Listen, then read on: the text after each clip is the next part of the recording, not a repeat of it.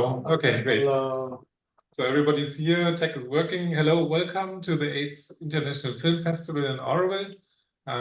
We are in day 5 and we have a really exciting group of people here, wonderful films, concerts, food, great atmosphere. It has really been a feast so far. In previous discussions, we had wonderful conversations and I hope that we continue them today. The format which we used to do is that we start with the trailers so that everybody kind of can recap a little bit the imagery for the discussion, and then I make a very little opening statement, and then we just have a very open conversation about whatever, whoever wants to talk about whatever. Basically, with a little bit direction, of course. That's going to be my job. So, Yunsun, do you want to start with the trailers?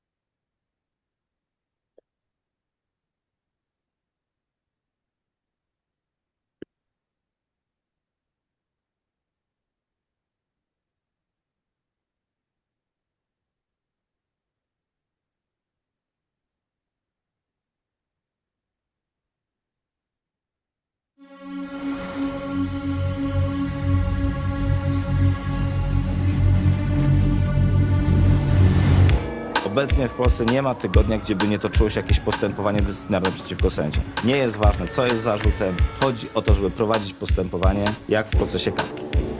Tak naprawdę chodzi o zastraszenie środowiska sędziowskiego. Zrób tak, jak od ciebie oczekujemy.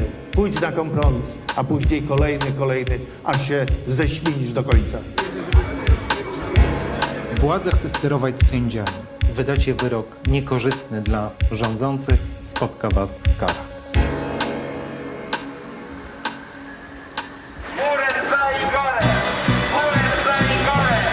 Prokuratura wystąpiła o uchylenie mojego immunitetu sędziowskiego.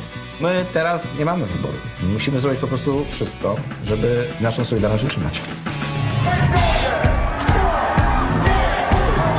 W ciągu ostatnich 5 lat wnieśliśmy ponad 20 spraw do Trybunału Sprawiedliwości Unii Europejskiej. Walczymy za pomocą prawa. Pokazujemy, że wszystko, co ta władza robi z wymiarem sprawiedliwości, jest nielegalne. To jest po prostu moim obowiązkiem, zwłaszcza teraz, kiedy strajk kobiet walczy o prawa obywatelskie, kiedy młodzież wychodzi na ulicę, kiedy obywatele są szykanowani. Każdy Europejczyk ma prawo do niezależnego sądu i po to tutaj jesteśmy. Czy chcemy zlikwidowania trójpodziału władzy i wyprowadzenia nas z Unii Europejskiej? Nie mogę wam obiecać, że tę bitwę wygramy, ale sędziowie pokażą, że są w stanie wszystko zrobić w obronie konstytucji. A gdyby przyszedł taki moment, że nas zabraknie, to po prostu mówcie swoim dzieciom, że kiedyś były wolne sądy. Sędzia Igor Kuleja.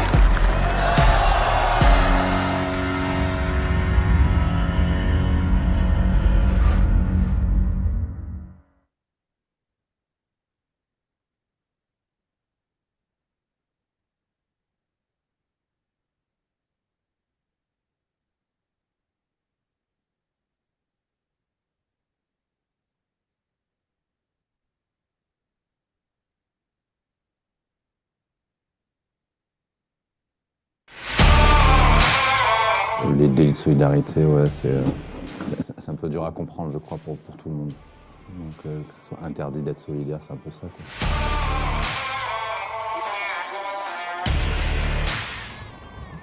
El niño vino a casa a las tantas de la noche, sin uñas, con el dedo destrozado, ¿no? Y hice una foto, y esa fue una de las primeras fotos que yo presenté en un juzgado. Y son cosas que son muy fuertes, pero que no puedes dejar de hacerlas. Enseñar eso, ver eso y denunciarlo.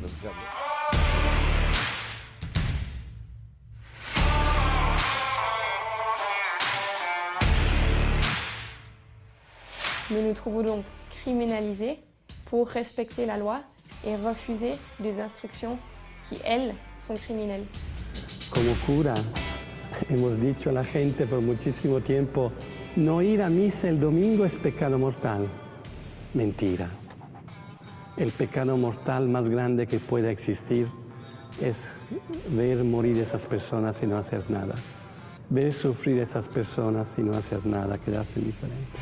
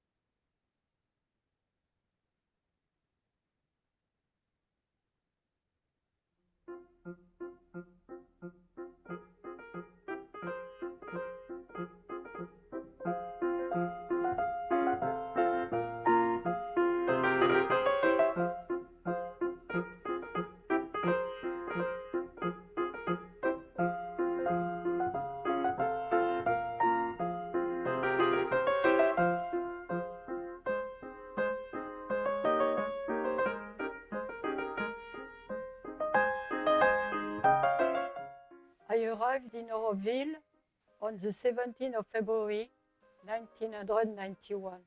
It means more than 30 years. When I came up to Oroville, I was in the rickshaw night, and for the second time in my life, I heard a voice which said to me, "You come to your home."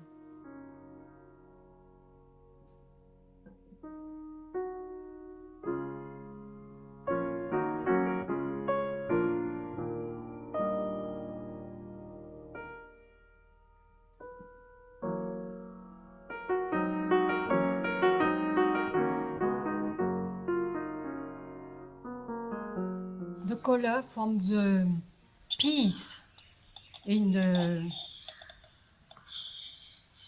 for the room. I put here. Of course, I have a connection with you, I'm sure. But more and more, it was not so known in myself. It was more light blue in the paintings, but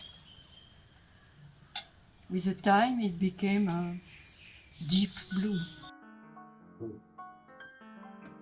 During the whole day, we paint that in silence. Such concentration. It was like we were in the atmosphere, above the earth.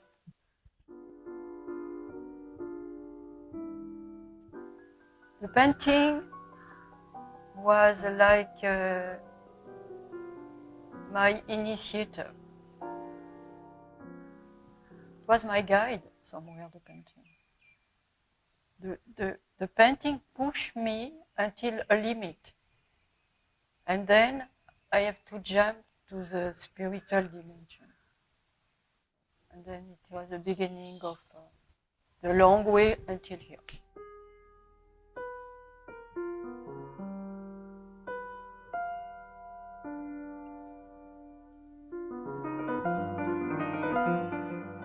It's a beauty from another world, but somewhere known from us.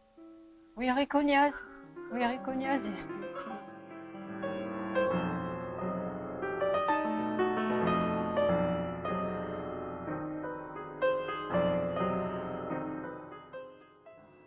in this huge white chamber, for myself, it is a call for divine. And the 12 rooms are more for me personal. The 12 rooms can be really a laboratory of changing ourselves.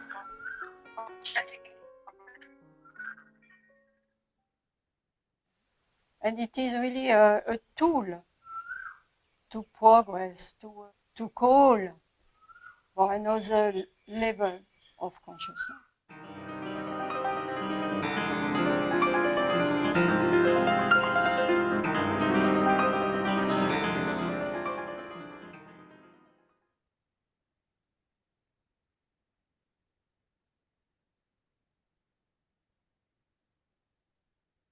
Can we have some light?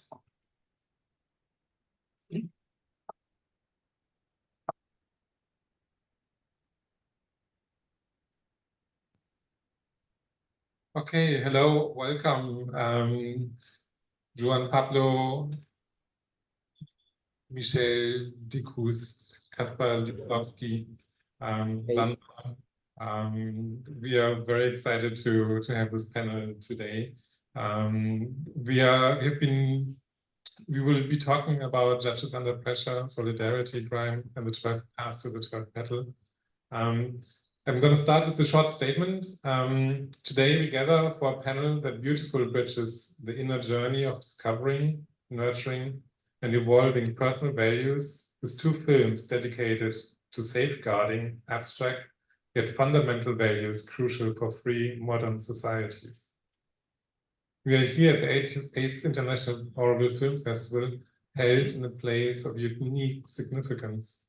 Oroville has received international recognition with UNESCO passing resolutions in support of Oroville in 1966, 1968, 1970, and 1983. In its inauguration in 1968, drawing delegates from 124 nations. Oroville's charter differs from modern state constitutions. It offers a visionary proposal for communal living and human unity. Without delving into the complexities of this charter, it's noteworthy that its principles align harmoniously with UNESCO's values. Oroville represents an experiment born from the visions of Sri Aurobindo and Mira Alfassa, figures who are not only referred to in Indian school textbooks, but also hold global philosophical importance. Sri Aurobindo, initially a freedom fighter against British colonial rule, evolved into one of India's greatest spiritual philosophers. His companion, Mira Alfassa, known as the Mother, is the guiding spirit of Oroville. The film, The Path of the 12 Petals, Shanta, an initiating journey, gives testimony of the core values of Oroville. Its unique contribution lies in its exploration of 12 values proposed by the Mother: sincerity, humanity, gratitude, perseverance, aspiration, receptivity, progress, courage, goodness, generosity, equality, and peace. These values embody the essence of a spiritual individual committed to personal growth and universal harmony. This brings us to the core theme of our discussion as reflected in the film Solidarity, Crime, and Judges Under Pressure. When basic human rights face threats as seen at European borders, and when the separation of power, a concept dating back to the ancient Greek and Rome, is challenged, as observed in several countries, particularly in Eastern Europe, we are compelled to question our fundamental values. The Universal Declaration of Human Rights, formulated in 1948 by UNESCO, stands as a testament to the ideals of the Enlightenment, yet today these ideals face challenges globally. As a European myself, witnessing these threats both externally and internally is deeply concerning. It prompts us to reflect on where we stand as individuals and communities in times when the principles of what many consider free and liberal societies were under duress? Where do we find strength, inspiration, and guidance? And maybe we can, I would like to open with a question to Kacper Lisowski, because things changed, maybe for better. Your film fall in a very dark period of Polish politics. You had an election last year. Do you think what's happening?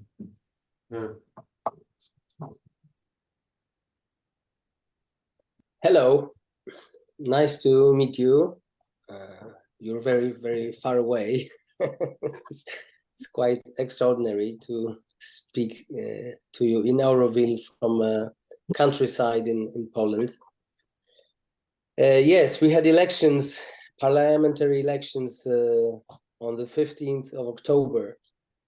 And the coalition of 3 democratic parties managed to win the elections with incredible amount of people voting. We had the 75% of people who went to vote, which has never happened. Maybe during communist period, but then you had to vote, so it's a little different. But since we are a free country, never so many people, showed up at the voting polls to reclaim the change, and the change is happening, and it's heartwarming and exciting to see the Minister of Justice who's trying to untangle all the law puzzles that were set up by this previous power. So it's very exciting, and we have plenty of hope when we are really crossing fingers. Actually, there's a free courts initiative in my film. Three ladies and one guy, lawyers, who I think they were working for 40 plus cases. They brought over 40 cases to the European Court of Justice. So they were extremely active, and this was all done pro bono. So one of these ladies is now Vice Minister of Justice. So she went into the government, actually. So there's a lot of people that we trust and we cross fingers for, but they have really difficult task, because it's like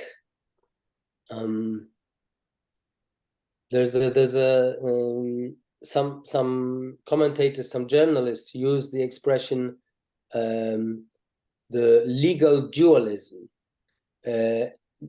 because you have one court that says one thing and another court that says another thing, and they contradict each other. But it's not really a dualism, but it was set up this way, so it's tangled, and it's it's inefficient, basically. The whole the big reform of judiciary in Poland, which was happening for the last 8 years, was completely unsuccessful, and everything lasts longer, and there's more mess. And our opinion is that actually the previous power just wanted to take over the judiciary so that they can never be punished, and they can never pay for all they did against the law.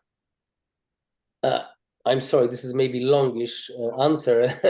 Maybe I'm not if it's exactly what you wanted to. Nice to hear some positive news in the current times, because I think this yes, in many places definitely, and it gives a little bit of hope, at least to me.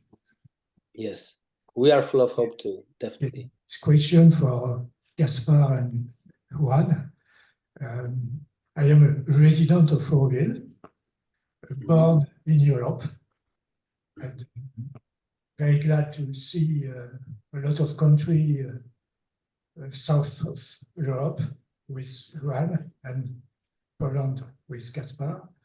And both themes are about justice in Europe, south of Europe, regarding migrants, and about situation of judges in Poland. And we met a lot of people in your both movies. We met 22 judges in one movie, and the other movie, 26 activists from different countries in Europe. And now I have two questions, one for each movie, each filmmaker. It's not usual to see judges on screen, because usually judges are behind the public.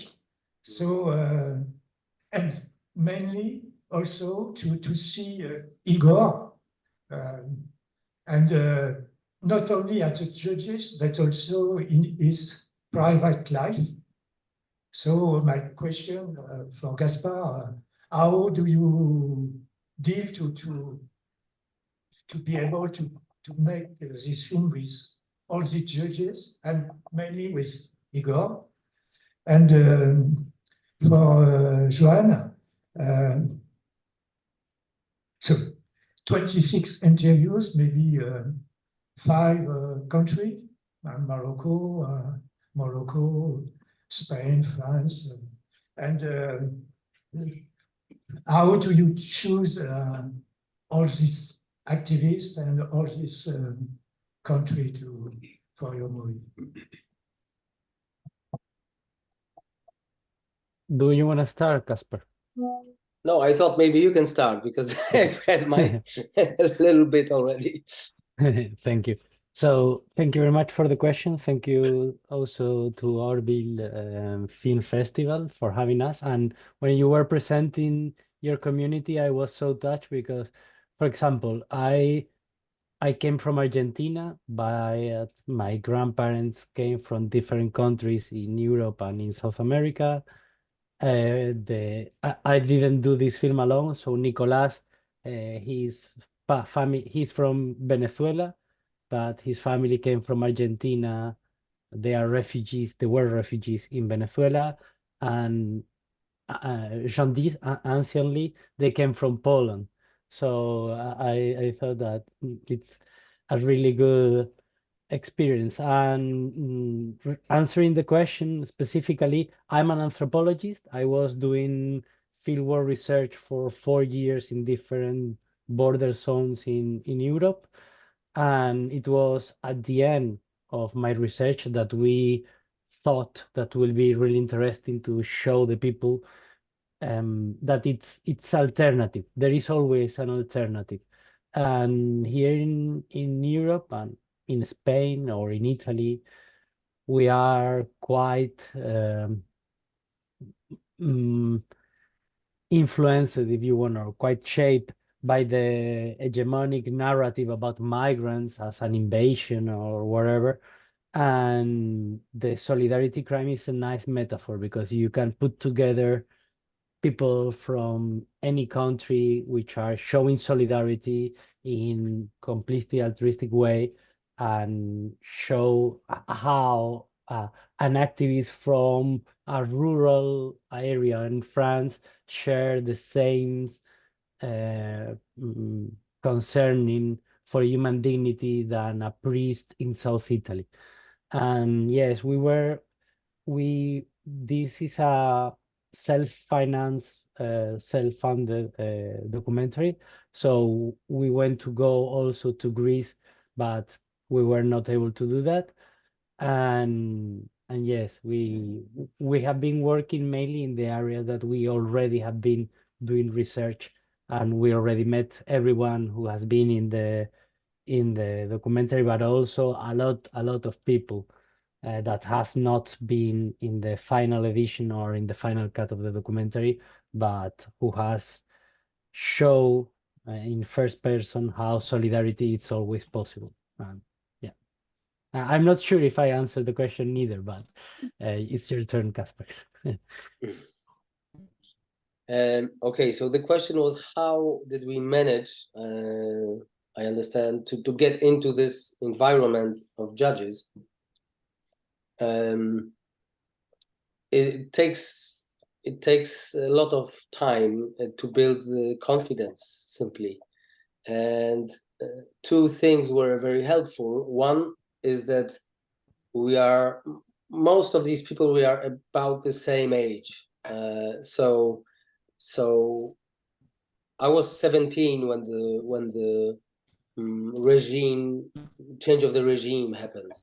So basically my whole adult life was in a free country, and we took this democracy for granted. It was obvious that we're gonna live in a free country where you can speak what you want, and I don't know, the religion has its place, and the judges do their job, etc., etc. And then suddenly this autocracy started creeping, and it's like this famous metaphor of cooking the frog, where you raise the temperature, slowly, and the frog doesn't even realize what is happening.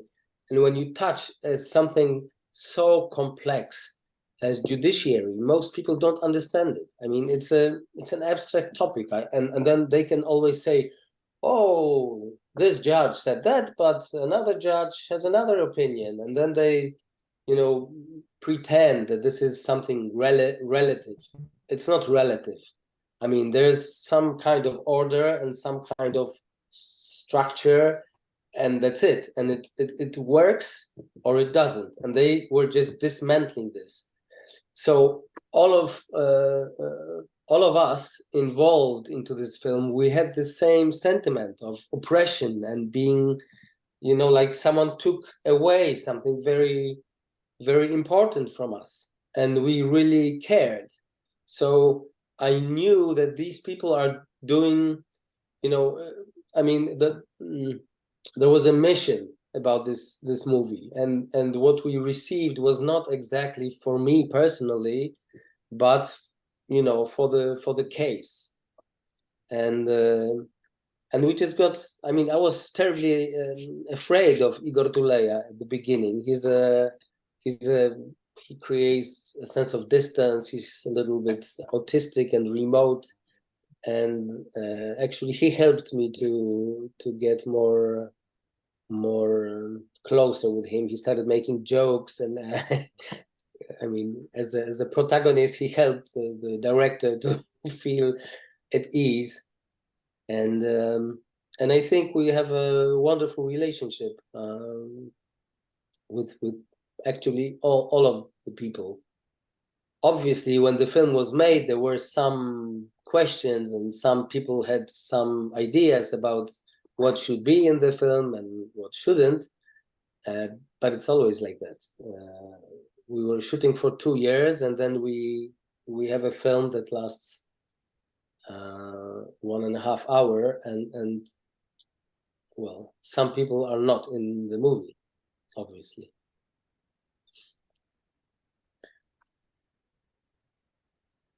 Thank you. So my name is Krishna, and my question is for Alessandra. Alessandra is an immigrant, if you will, in India and in Oroville.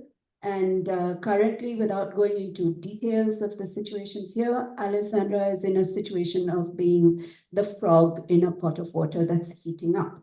So I would, and in the midst of this, before the situation started where the fire started under the pot, Alessandra made this very beautiful film, which is reflecting on values of the inner spiritual journey that is very important for all Orovillians. And let me say that in Oroville, more than 50% of our community is immigrants from 56 countries.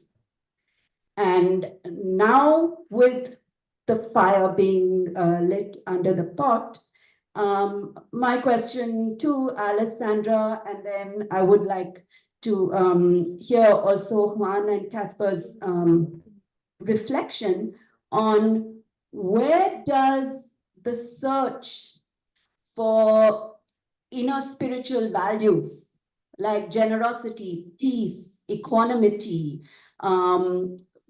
values of equality, fraternity, perseverance, where do these come in when you are the frog in the pot and the water is heating up and you've started feeling the heat?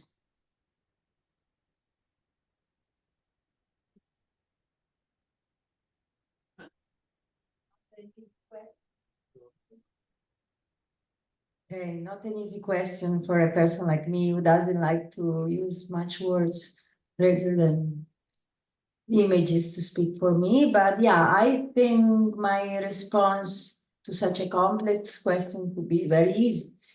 The frog hits hard when it stays on the surface, because all this happens on the surface. But that's like when there is a storm, it's only the top layer of the water that gets affected and rough. So if you dive in and down, then the water is calm and transparent as usual. So for me, those qualities are deep within, and I need to connect to them to find the inner peace to keep on moving. And then I find inspiration through my work.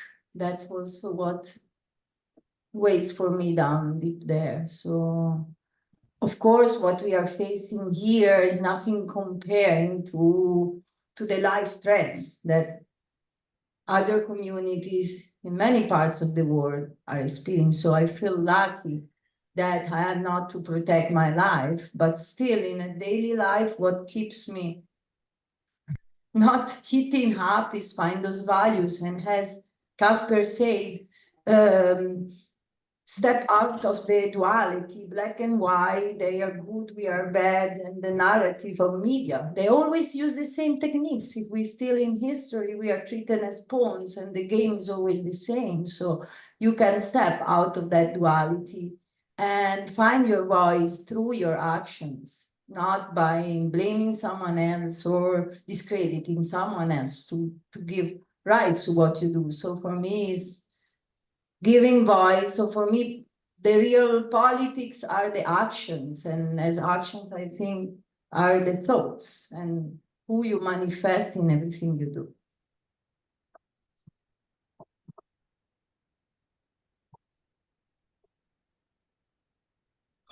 This is for Juan and Kacper. I was wondering what you guys think about how grassroots political organizing, grassroots political strategizing, grassroots political movements can change the judiciary, which seems to be separated and dissonant from politics of the people, so to speak, and immigrants as seen as an other as they arrive in a new community. How can these differed or other or dissonant parts of society, let's say, can be changed through grassroots organizing? May I interrupt just 1 second here, because I think that Krishna's question was not answered by our panel here, and I think it was a very important question, because Krishna tried to connect really this inner kind of search of where we find our strengths and our inspiration, our anchor, and the outer actions which kind of threaten us and the system in which we are caught, and how do you negotiate these two things? And I don't want this question to fall under the table. I don't want to come back to your question, but I think it's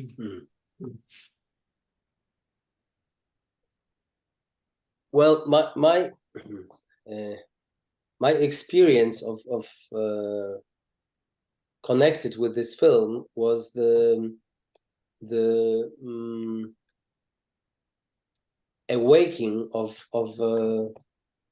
many young people during these amazingly big protests which happened in Poland.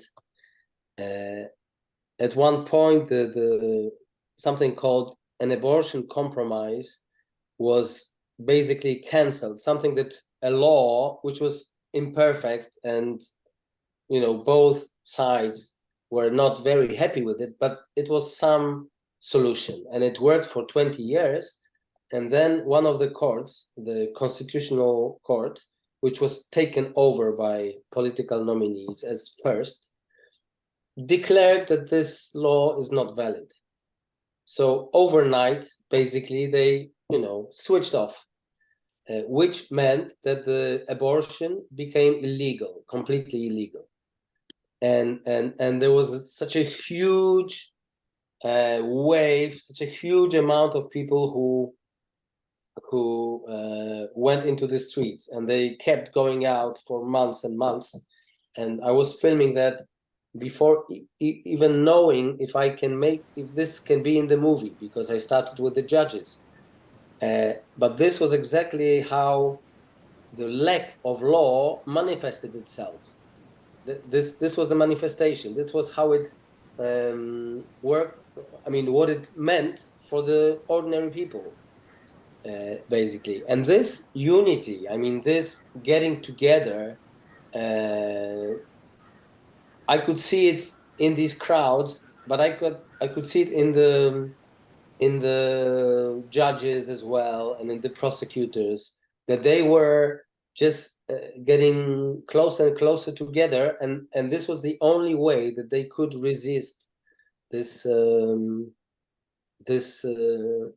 mechanism of power, which was so strong. So definitely, maybe this is also goes to this other question, but okay, that's a little different. So this was my experience, to see how this society gets together, and there was more getting together, because we were also incredibly, there was incredible solidarity in the society when the war broke out, and we had millions of refugees flooding through the borders into Poland from Ukraine. We've had, I don't know, millions, really millions. Within half a year, there were 4 million people who entered Poland. Within a year, I think 8 million. I mean, these are crazy numbers, and so many people just went out to greet those people, to work as volunteers on the train stations and bus stations, or they took them home. And then, so I'm seeing this as a social change in Polish society, and all these protests and all these moments of unity led to this voting, in my opinion, where also suddenly 75% of people showed up at the voting polls, which has never happened before. So, I mean, this oppression had this really positive result, in my opinion, that the society was awakened and brought together, and this force of unity is incredible. This was like a miracle that we have witnessed.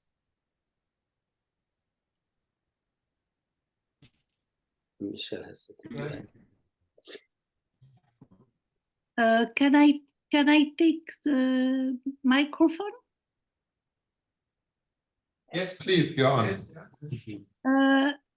I would like to answer Krishna and Alessandra, with whom I did the movie.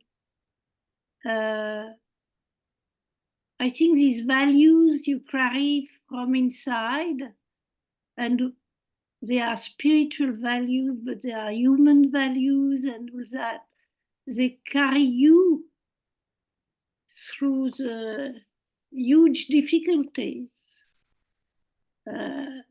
When we did the movie with Alessandra, it was not prepared. It was not, it was just a huge surge inside us to defend all those values through Shanta, who lives them since 30, 40 years. She's an ancient Orwellian. And who act according to them, because what Alessandra said, action is what shows outside what you carry inside. And that's my third movie. I promised to Shanta to do this movie a long time ago, and it just went. At this time, it was like a red carpet, everything opened like synchronicity to show us that we had to do this movie at this precious time, which is so difficult for everyone, and where all the values of the Petals are deeply challenged or stepped on. And so it just happened. And between Shanta, Alessandra, and myself, it was like also synchronicities and just so natural. It just came from elsewhere and inside us at the same time. And we were very grateful for that. So sometimes you are carried by an inner and outside force who makes you do things, movies, political action, and all that. For us, it was movies, and because I come to Auroville, I am friend of Auroville, or I was friend of Auroville, because I don't know which Auroville is cooking now. It's really the story of the frog since 2 years. We were pushed by this force, which for me is a spiritual force, you can call it what you want, to do the movie at that special, precise time. Before I did movie about unity and spirituality, ecology and spirituality, but this time it was, we were pushed to do that. And in that way, action is very precise, urgent, and necessary. And for me, it is spirituality. And our team, the three of us, were carried to do that. I never worked with Alessandra before, but it was such a grace to work with her. And for me, this force will be always there. And you can tap into it and listen to it. Then you have to know which are your limits, physical limits, to bear the unbearable. And I don't live in Auroville. I'm a friend of Auroville, but which Auroville? That's the question.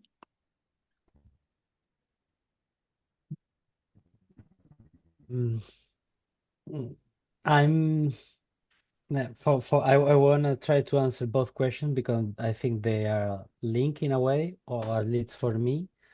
As I was saying before, I am an anthropologist. I'm an academic, and I have, I don't know, a kind of faith in generating different narratives or different understandings about problems, social problems.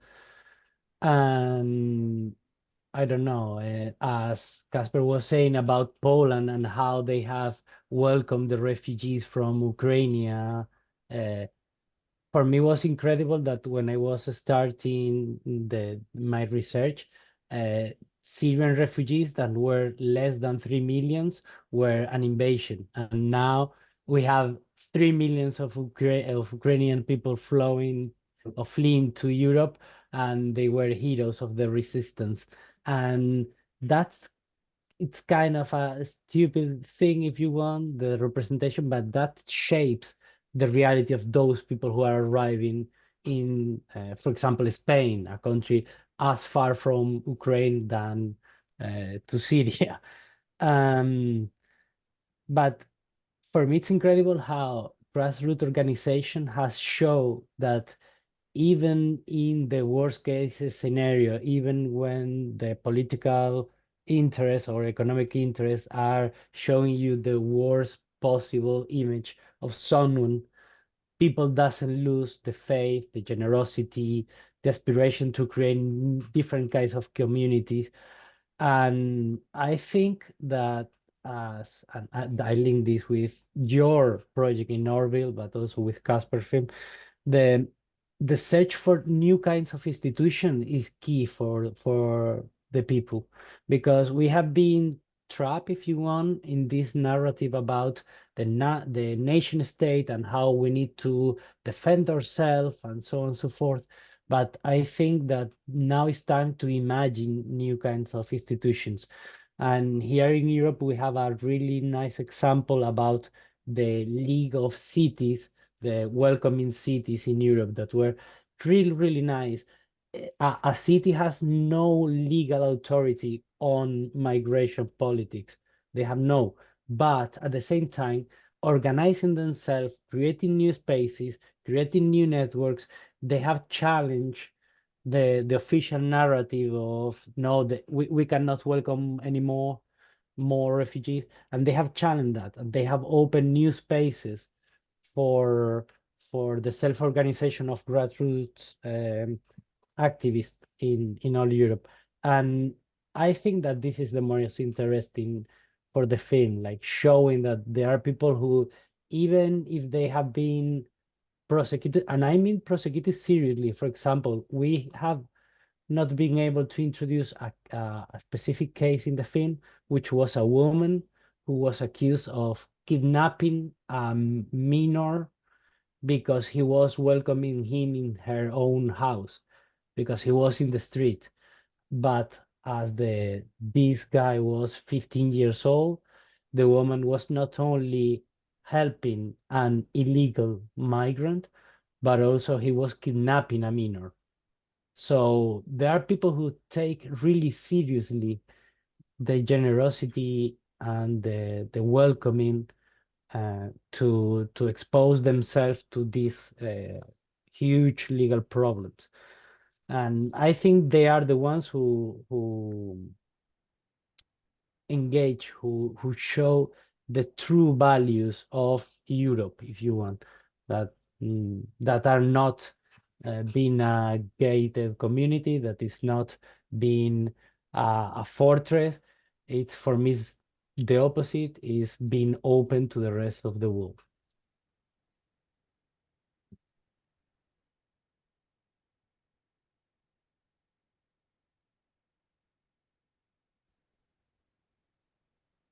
I think there's a comment online. What was your intention in putting us three together? Is it to illustrate inner and outside resistance? Because we are very different. That is a very good question. I personally think, I mean, this is not a decision made by one person, right? It's a group decision, and we're a team, and it's a film festival with a lot of submissions, and you have timetable and a lot of technical details, and sometimes things happen organically, sometimes randomly, sometimes unintentionally, sometimes surprising, and always, you know, it ends up in a good place. So which force had the ultimate kick here in that constellation? I cannot really answer that question. But when I was really reflecting on the panel in the last couple of days again, and was thinking about, okay, so what really brings these films together? I think it is what Krishna mentioned, this connection between the inner and the outer, because we are so, if we are fighting against that which is challenging our core values, we are often caught in the fight because it's necessary. We do what needs to be done, and we get together to do it. and we help each other and so forth. But we sometimes forget a little bit, why are we actually doing it? And where do we get our strengths from? And what are we actually protecting? And I think that's why it's so great that your film is there, because it reminds us of what does it mean to be a human.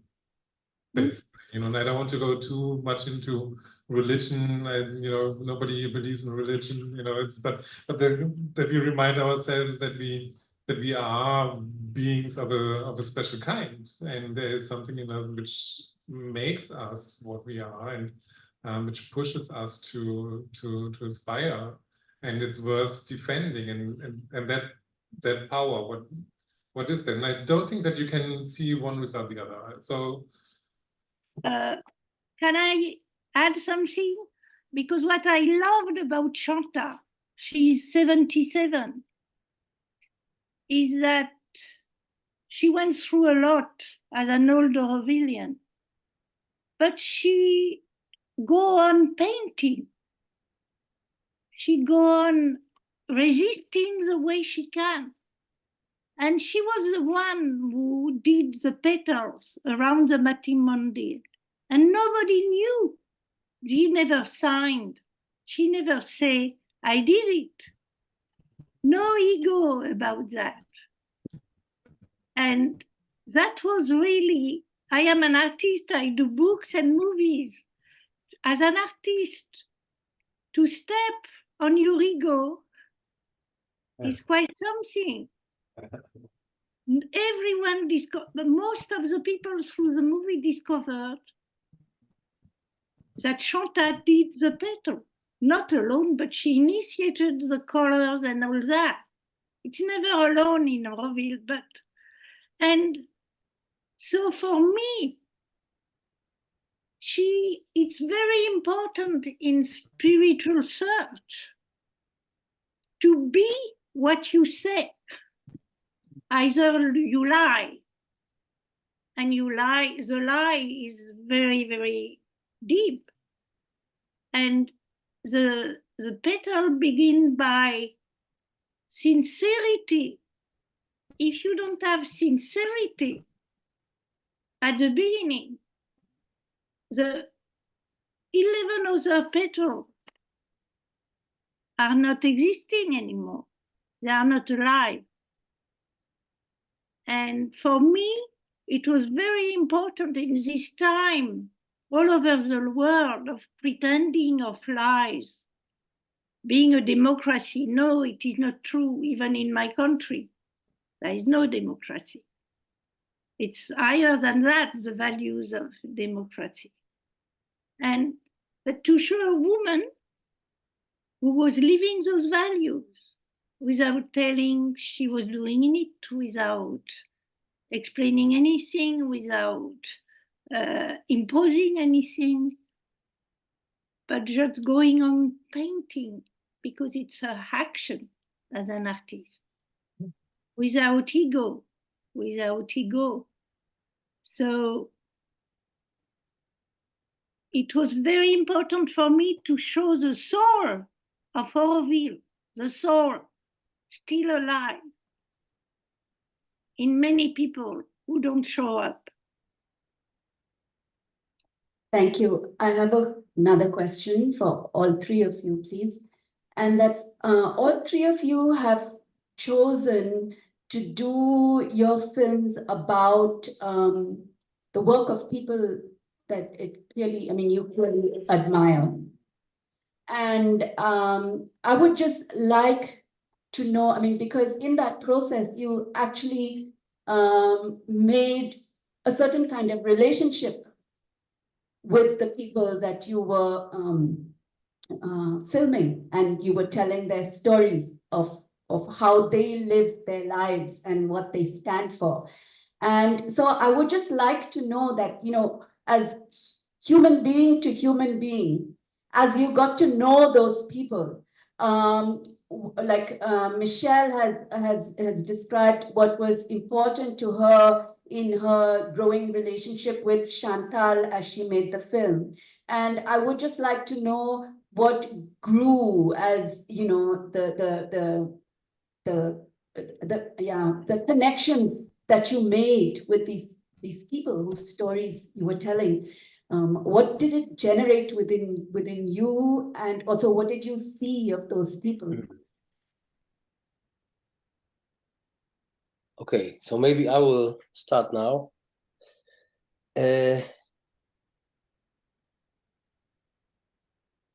I think the first thing that struck me, or this first impulse, was a new understanding of the word patriotism.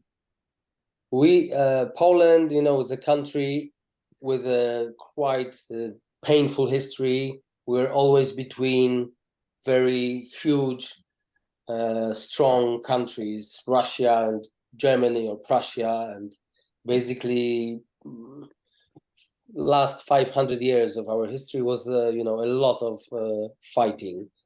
And so this patriotism, I used to hear about it since I was in the kindergarten. It was in the books and everywhere. And suddenly I could see this, you know, how it manifests itself in the way a single guy works and how he resists.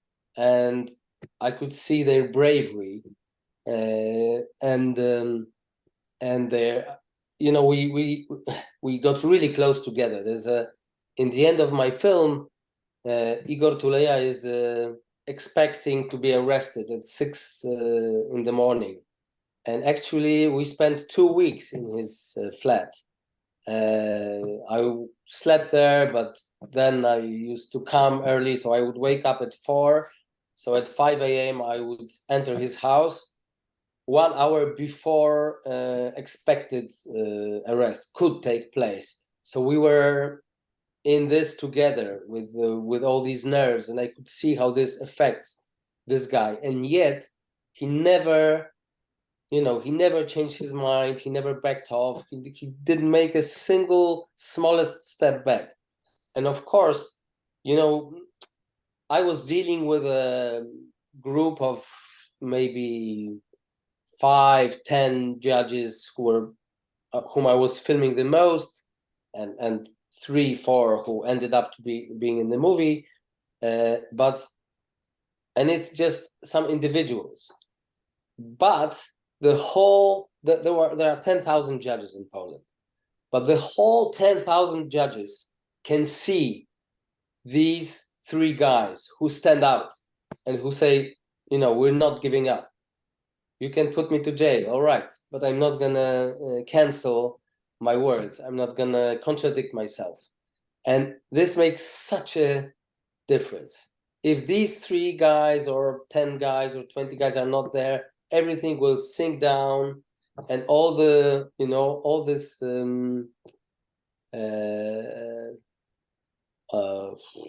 sorry, I lost the word. Anyway, resistance, all the resistance would be gone. So so this lesson of personal courage, and also of being very strict with your decisions, like the judges, they have to be, you know, they have to choose. I mean, either you send the guy to jail or not. And of course there are shades of gray, but you have to state guilty or not guilty. Is this a crime or not? And I think, you know, when times are, let's say, easy, we can have these very indefinite opinions and positions, but when times are rough, you know, there's no room for that. You really have to know very well, you know, where you are and what to stick to. Otherwise you can find yourself in a place where you wouldn't want to be. And I've seen a lot of these people, these figures of people who did, you know, small compromises one by one, as this prosecutor speaks in the trailer. So yes, so this was my I think my lesson. Every film is like a journey. You start it, and then when you finish it, you are somewhere else, and you are someone else. And this was the lesson, the biggest lesson I think from that movie.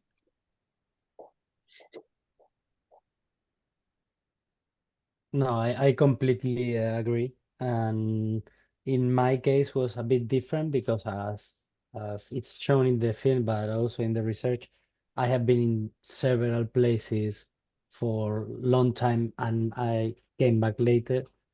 And for me was also a huge journey of learning because each person reacts in a different way to show themselves, and especially migrants, which are the focus or the object of a huge media spectacle everywhere, but especially in Europe.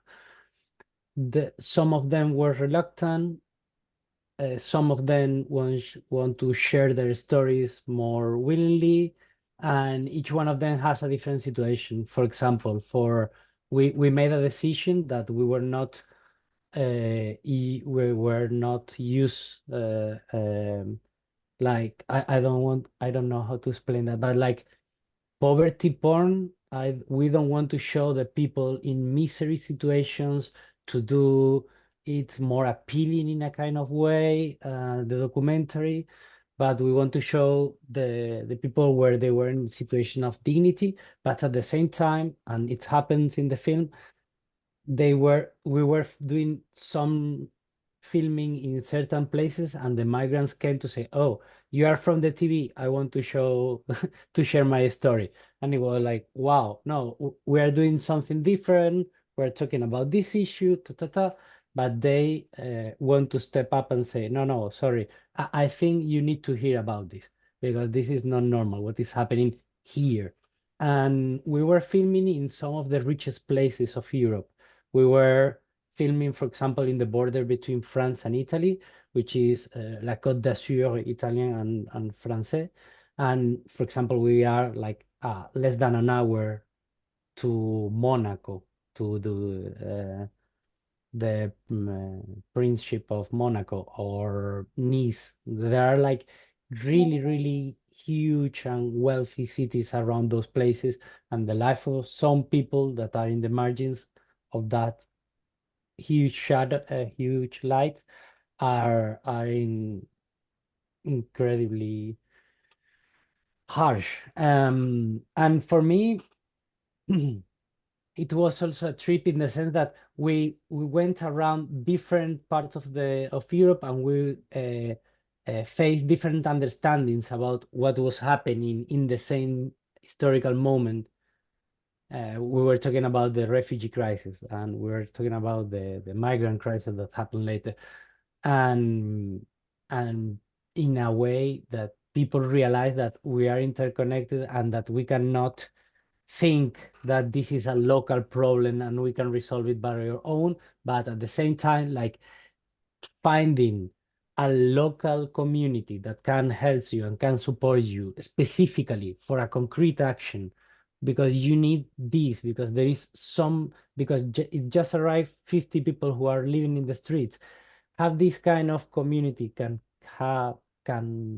which has the capacity to react to the concrete immediate problems is a huge difference. And it's a huge difference also for them because they feel able to do more resistance or to stay longer. Yeah, it's I can say you that I keep in touch with a lot of people after the movie and we keep working together. But yes, it's a trip and I'm not completely sure if we are able to transmit that in the film, but I hope so. Thank you. For Auroville, it's difficult for me to speak at the place of Aurovillian, but they are threatened to be expelled, some of them. So Last time I came to Auroville 1 year ago to finish the movie with Alessandra, it made me think about the inside force of resistance can resist a lot of threat and blackmailing and lies.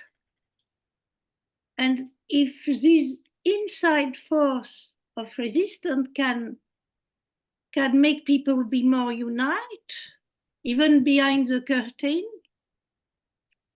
when you have vital threat outside, which means you can be expelled, you have no back in your country, your income are cut, your visa are not renewed, and you are expelled like migrants outside of a place you have been living in for 50 years sometime, and you have not plan B. There is no plan B, and you are 70, 60, 50, and all that. How can inside forces can be stronger than vital threat? It's what this movie, doing this movie and being in Auroville in those very shaken times made me think about. Yes, I would like to come to closing because we're already a little over the time. And thank you all very much for this very thoughtful conversation. I had the feeling that there was a good conversation. I think we all felt that we talked about something real, not just silly topics. And I think we're going to face in the next couple of years quite a roller coaster, and I hope that we all gather our strengths and make sure that we do all our best. And I want to thank the audience again for the wonderful questions and the participants on the panel for participating today on this 8th Auroville Film Festival. And on that note, I wish you all a very good day, and thanks to you for having us. Thank you very much. Thank you. Good luck. Yes. Best regard. Bye. Bye-bye. Thank you. Bye. Nice to meet you. My Bye, pleasure. Alessandra. Bye-bye, Alessandra. Bye-bye. Bye. Michèle, I will call you back soon. Okay. I'll call you. And thank you for the hope you feel on the discussion, because I know one of the power of Auroville is the diaspora of Auroville, or people who like Auroville, who are out of Auroville, and who can support Auroville in this very difficult time. Very important. I know Very that. important. Very Thank you, important. Michèle. I'll call you back. Bye-bye. Thank you.